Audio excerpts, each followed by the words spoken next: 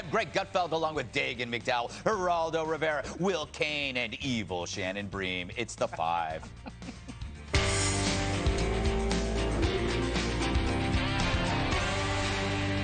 President Biden spinning his chaotic exit from Afghanistan as an extraordinary success, as his administration refuses to rule out working with the Taliban in the future.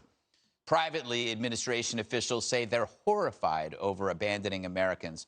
One telling Politico, quote, "I'm absolutely appalled and literally horrified we left Americans there. It was a hostage rescue of thousands of Americans in the guise of a NEO, non-combatant evacuation operations, and we have failed that no-fail mission." Biden's chief of staff, Ron Klain, doing his best, however, to paint a rosy picture. It's easy to second guess, but let's just be clear. America was in this war for 20 years, and I think any effort to unwind that, any effort to bring our troops out, any effort to end our military presence in Afghanistan was going to be filled with heartbreaking scenes and difficulties. And I think the Biden administration has managed that as well as it could be managed under the circumstances we were placed in. Meanwhile, the Taliban showed off while decked out in billions of dollars of U.S. military equipment. And the Biden administration is still not ruling out working with the terror group in the future.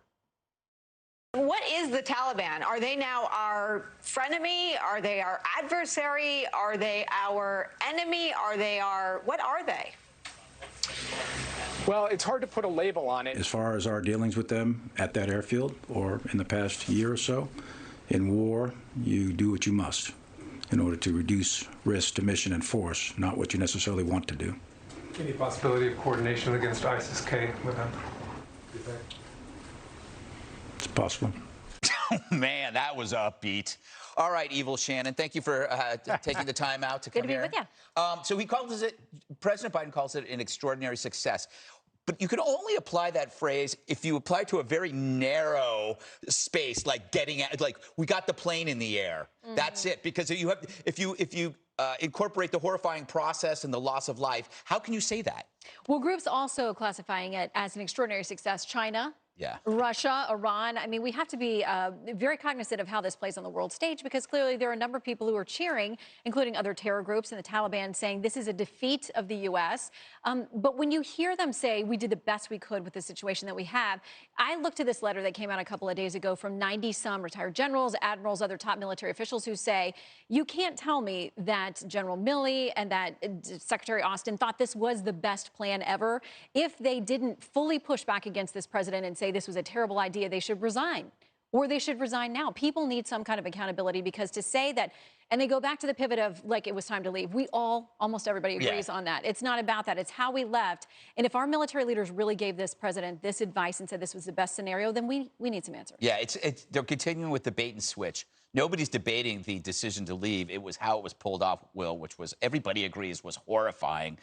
One thing they don't talk about as much anymore are the allies. We understand that the Americans are still there, but what about our allies that we left behind? They were there to help us, and we just, you know. We left so much behind. And it's interesting that they qualify this as a success, Greg, by ignoring what we left behind. What they're looking at is the 100,000 that were evacuated, ignoring the 1,000, 2,000, 300, whatever the number may be that we left behind. That has all the hope of a doctor walking in and telling you, you know what, you're 90% cancer-free.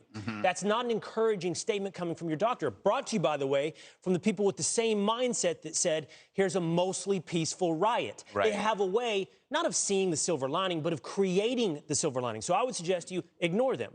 Listen to the silent voices or the anonymous voices in their administration. Listen to the Obama administration officials who are throwing them under the bus. Listen to our vets that say our standard is leave no man behind.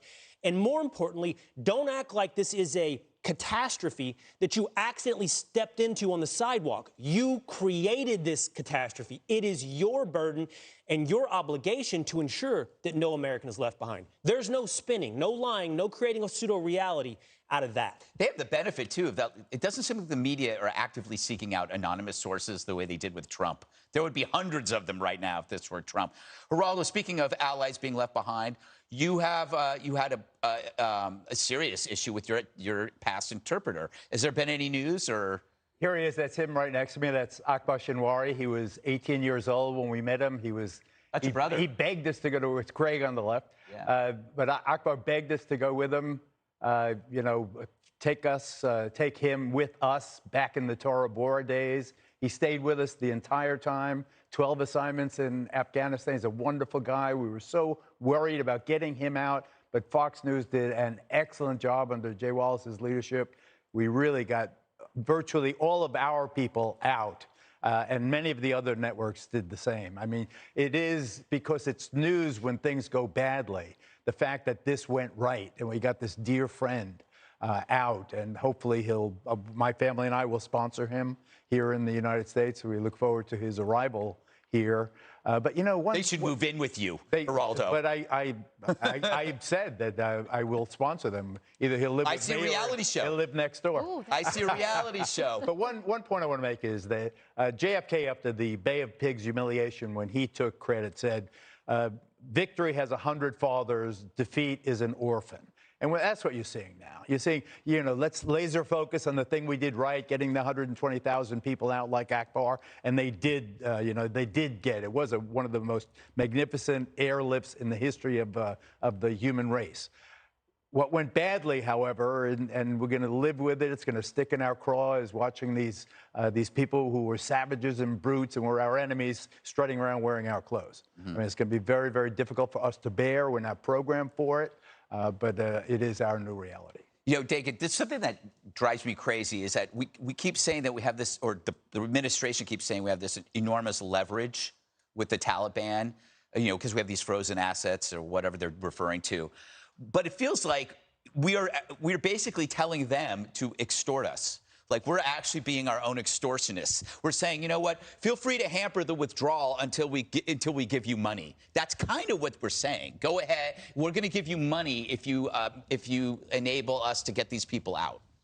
We have treasure, but they have blood. Right. We found out a majority of the interpreters, other U.S. visa applicants, were left behind in Afghanistan. Wall Street Journal reporting today, a majority.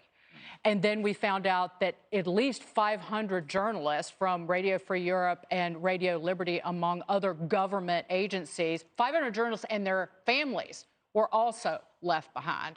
So it was too much to expect President empathy. I thought that was always a joke, but instead we got commander and callousness.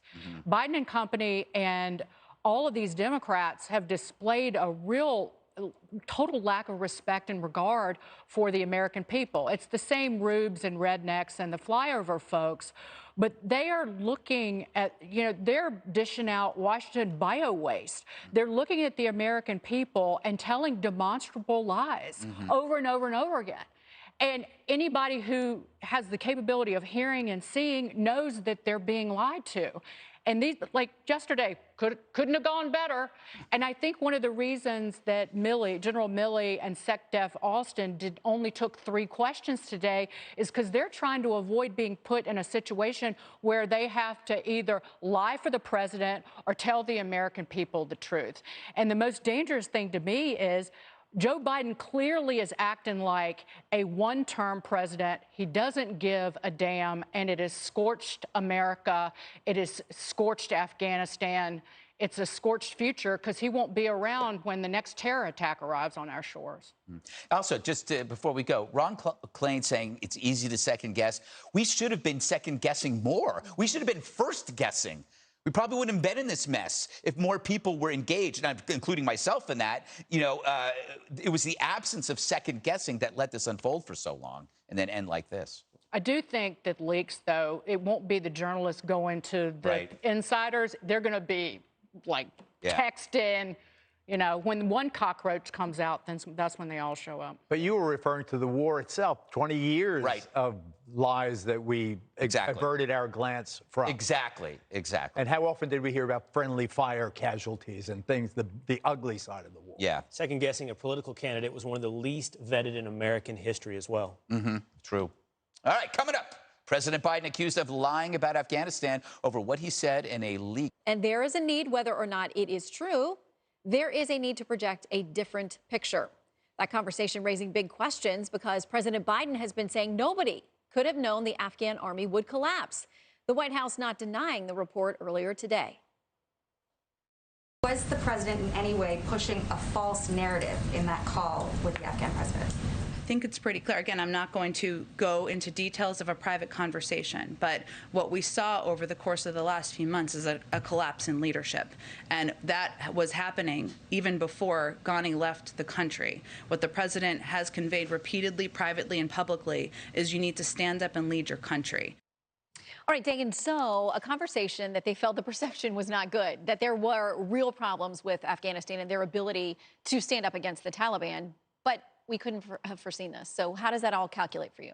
Well, James Freeman in the Journal wrote a column about this, the use by Biden of the word perception over and over again. And it kind of goes back to what I was talking about before, that the perception beats out reality. That was what was most important to him. So it was lies over lives. And we know that again, they were trying to paint a picture to the American people that was not true, because that State Department cable that was sent in the middle of July called for the State Department to use tougher language in describing the atrocities being committed by the Taliban.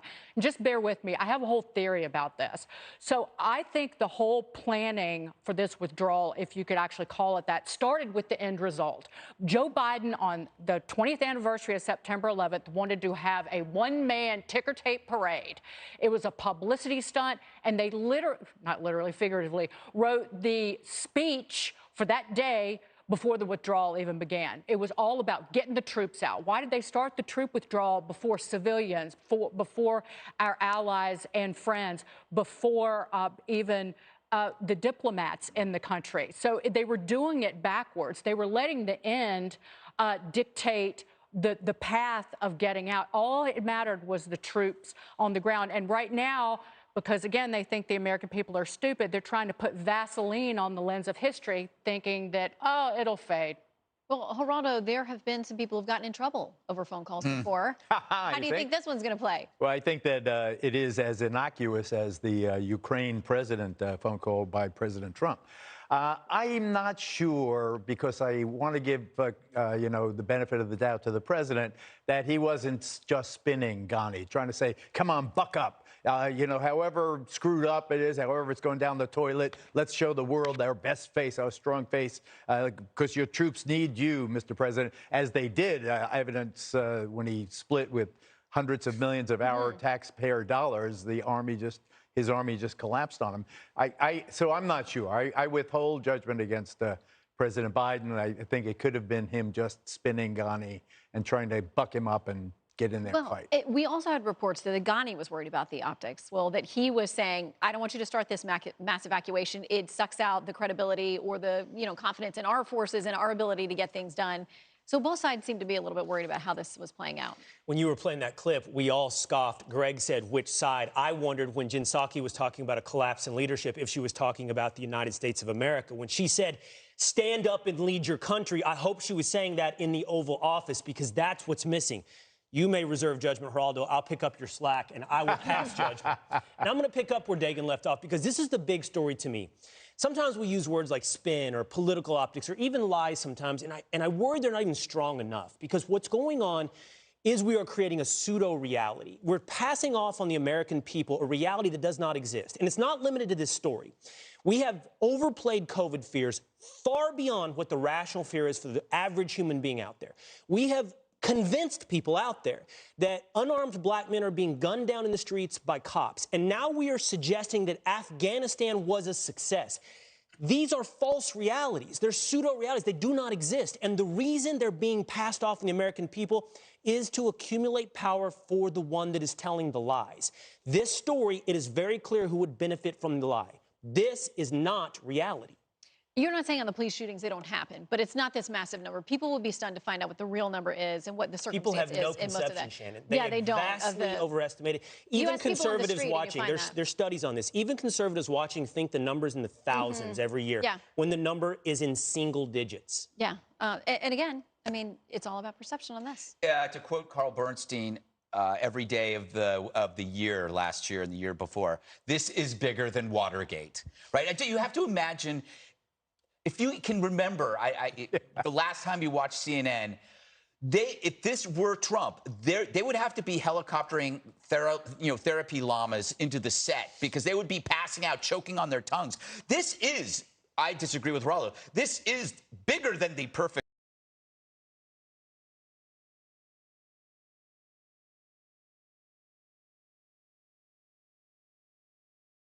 Fields bipartisan blowback from their botched Afghanistan withdrawal. One fact remains: Vice President Kamala Harris has all but disappeared from public view.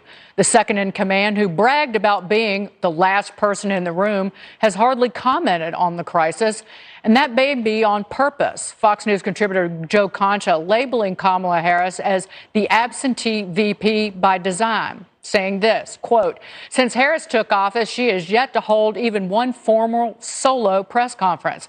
Not one. And it's also been weeks since Harris sat down for a one-on-one interview. There's a reason for that." Greg, is Kamala Harris a liability for the Biden administration, or are they a liability to her future political career at this point? I have a theory, but first I want to let everybody know that on Gutfeld tonight, we'll be doing an in-depth investigation into her whereabouts. Just a key hint, we haven't found her. So, but there'll be lots of new breaking information. Where's Raldo? Yeah, exactly. She went from the star pupil, to the weird aunt you keep in the attic. She went, it's an amazing transition, and it is so fast. Voted basically most likely to be president, and she could barely get free Wi-Fi at Arby's. So I don't know. Okay, my theory. Where's my theory? I have a theory I wrote down here. Okay, here's my theory. The administration got bad so fast, keeping her hidden is preferable so she doesn't get smeared by Joe's failures. So she's behind the glass like an axe. So they're just waiting for the right time to break the glass and take her out. And we really don't know how bad she is, but the Democrats are going to assume it can't be any worse than this. That's my theory. No? No, I like your theory. I have a feeling I know when they're going to break that glass. When they're going to pull her out. When racial politics make their way back to the forefront of the national conversation. If I'm Kamala Harris right now, I'm extremely offended because you have been used. Mm-hmm. They used you to pander to a voting base to get votes. They had a minority, they had a woman, and now that they don't need her, they have shelved her because her approval rating is -19. It's clear that whenever she's out front, she does hurt. She is a liability to the administration. But if I'm Kamala Harris, I'm saying, well, I wasn't a liability for you, Joe, I guess, when you needed to get elected. So I think Kamala has a right to be very, very upset, but the Biden administration's in a very tough position. Do we admit that we used Kamala to get elected, or do we run her back out and hurt our numbers the way hers have plummeted? Until the anger and rage over this Afghanistan withdrawal fades, hopefully it doesn't. Hopefully the American people remember. They've got to keep her hidden because she's clearly not very good on her feet. With Lester Holt, I haven't been to Europe. And when she cut off the female journalist, she's not a good enough liar. She can't tap dance around this disaster well enough to put her out there in public, my opinion, Geraldo. I think that you remember, and you have to remember, her historic significance. Black woman, first South Asian, first woman in the White House. Remember that, and remember the burden that she carries, and remember how she was so misused on the southern border. They sent her to Guatemala. They totally dictated her movements, and she took the fall for it. Now she is so negatively perceived. Now her popularity, I read, was 34%. So that's extraordinarily low for someone so historic who was supposed to prop up old Joe. So I think that what this is now is a pragmatic, ruthlessly pragmatic decision. Keep her on the low down right now. When the time comes, if it is about race, you can always bring her back. But she proved that she can't handle herself in those interviews. Well, Shannon, again, she's got the crown on her head. I'm not making, but she's got to keep it there. And she stepped on it. Yeah, but think about this. I think Will has a great point. She was a great fit for this ticket. Obviously, checked some serious boxes, and it was exciting. It was historic for a lot of people. But remember, during the primaries, she never caught on fire. She wasn't great in the primary debates. She wasn't polling well. She couldn't raise money. She had to drop out. So while she was a good fit on the ticket, whether she can be a good leader and manage things well is a totally different question. And so far, she's gotten the worst assignment, which is the border. And so that's going to be a difficult thing for any vice president because it's an unsolvable problem. She's probably going to be a professional tiebreaker, given what's going on in the Senate. That's what she's going to do in Washington, is go up there and break ties whenever it matters. But it's not like she showed during the primary process that the American people loved what she had to say substantively, or that she was up to taking that next step. Well, did you have something you want to say? No, I was before just going to say I miss her laugh. Well, it's always brightened my day whenever she would laugh. So that was not your ringtone? Yes, it is. It is. But I keep thinking, do you guys watch Storage Wars? I keep thinking that I'm going to watch an episode and they're going to open up a container and she's going to leap out. That shows how kinky you are that you watch Storage Wars. Well, you never or know what you think find. the vice president's hiding in there. Yes. Jump out. No, that's not kinky. 90 Day Fiance is kinky. Oh, Geraldo. don't even get me started. Yeah, on that exactly. Naked and Afraid. Naked. And the show, too. No, it's naked and scared is how we say it. That's our version. Greg Gutfeld. Up next, the disaster in Afghanistan. Be damned. Liberals like Michael Moore are claiming we are blessed to have Joe Biden as president. People, can you feel it?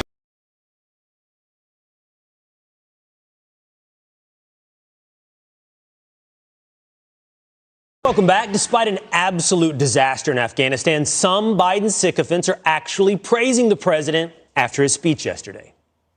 Well, President Biden left a marker for history today. President Biden delivered the most accurate and most honest speech by an American president about Afghanistan. I have been completely surprised and feeling that we're all blessed to have Joe Biden in the White House in these last months, his first year in office, all the things that he's done.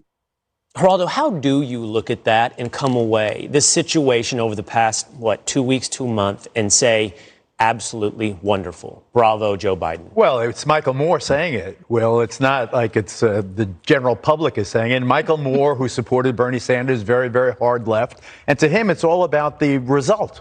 It's not how it's like sausage. It's not how you make it. It's made. He wanted, Michael Moore and people who believe as he does, wanted the war ended at all cost. The war was ended. What Michael Moore said, and I think it is true, is that many, particularly in the dawn of Fox News and with the strength of programs like Gutfeld and the kind of reordering of the American public, there is real fear among liberals of being called out by conservatives, and conservatives saying, you're a coward, you're a traitor, you didn't want the war to end because you have no backbone, you're this or that. And Michael Moore said that Joe Biden had the courage to blow through, the kind of fears, the phobias that liberals generally have when making a stand. Joe Biden made the stand. We're out of Afghanistan. A lot of people wanted out of Afghanistan. He's the one who did it. To Michael Moore and people who believe like he does, that's all that counts. Dagan, I think to Geraldo's analogy, they don't care how the sausage is made. They seem completely in that vein, incapable or unwilling or uninterested in differentiating that we left from how we left. Right. But I think that's more simple what's going on here. These people are completely irrelevant and have no credibility. So they're happy if they can be the most bloated bloviator in the room, so to speak. It's a way of just getting attention. Number one, and I don't know what it would take for them to really turn on Joe Biden. Would it be him throwing sacks of puppies into the Potomac? Would they turn on him then? Or if he was lashing Santa Claus with a cat of nine tails? I think that they're just attached to Biden at all costs. To me, what's revealed, Greg, is the true enemy here is the American people. I wasn't on the show the other day. I'm sure you guys talked about Arnie Duncan's tweet. I hope you talked about Arnie Duncan's horrendous tweet. Let me share with you Dan Rather's tweet. Take a look at what he had to say about what's going on in Afghanistan. It's worth noting that many of the same people attacking the Biden administration for leaving women's rights behind Afghanistan are eager to control women's bodies and choice in the United States. So pro-life equals Taliban. Of course. But the great thing about this is we can also do it back to them. For example, the same people that are lauding this kind of deep, humiliating withdrawal where we abandoned our allies in an authentic takeover of a government, the people that are lauding that are calling January 6th an insurrection. So you can go do it right back. I think it's going to be very hard for the media to continue to exaggerate what happened on January 6th, with their precious few seconds of tape against the unfolding spectacle that we just went through. Also, you're going to see an increase in the words seize and pounce, which is how the media reports any criticism of Joe by the Republicans as you get closer to when they realize that, oh my God, this is going to leave a mark, and it is. They're going to say, oh, you're pouncing on a tragedy for political gain, as they do that every single day of their lives. So, Shannon, that's what will happen, right? Greg's right. Now they'll be able to quickly pivot to January 6th, or Arnie Duncan will pivot to anti-masking, or Dan Rather to pro-life measures. Get off of Afghanistan, celebrate Joe, and get to a different issue quickly. Well, and they should, if you're going to be based on the polls. Like Geraldo said, Michael Moore does not represent average America. The USA Today's Suffolk University poll about how President Biden has managed the withdrawal from Afghanistan, 26% approved, 62% disapproved, and that was before we had the tragic loss of 13 American service members. So I got to think those numbers are even worse now. These guys don't speak for the average American, but yeah, there will be look over here, shiny thing to try to get away from what most American people think has been a disaster. Absolutely. That will be a clear and obvious play starting probably tomorrow. Some other hugely divisive issue that will commandeer all of the attention. Be on the lookout because it's a distraction. They have one advantage, and that is when you do pull off a Band-Aid, the most intense pain is up front. And what they're hoping for is that over time that pain will fade. And I hope it does fade, too. But you've got Americans and allies over there. Yeah. I don't know how it will. But you have to be careful not to start another Rambo syndrome, where we lost in Vietnam and Rambo's whole raison was we lost, but if you stuck it out, if you just were just powerful enough and brave enough, you could have. I don't want people to forget, because they need to remember that Joe Biden is a great deal more dangerous to the lives of people in service and Americans, and what he might do in terms of you scorched Afghanistan. Watch what they're going to do with domestic policy, and that's on deck. Exactly. And we have to go. We have to go here. But the point is, this story isn't over. The Rambo analogy, I like that too, because you know what? There are private special operatives right now in Afghanistan still trying to get people out of that country. There are Americans playing Rambo and I'm sure to do we'll the job that this movies. Administration did not We'll do. have 50 movies extolling their virtue, and the feeling that they'll generate is bitterness over the pullout, even though most of them before it all started wanted to pull out. And besides, we do have to concentrate on the growing white supremacist movement. Back to white rage. Back to white rage. Luckily, our military can focus on what matters. Right. Ahead, good luck convincing anyone with this rhetoric. CNN anchor Don Lemon erupting on people who haven't been vaccinated. You have to hear this next.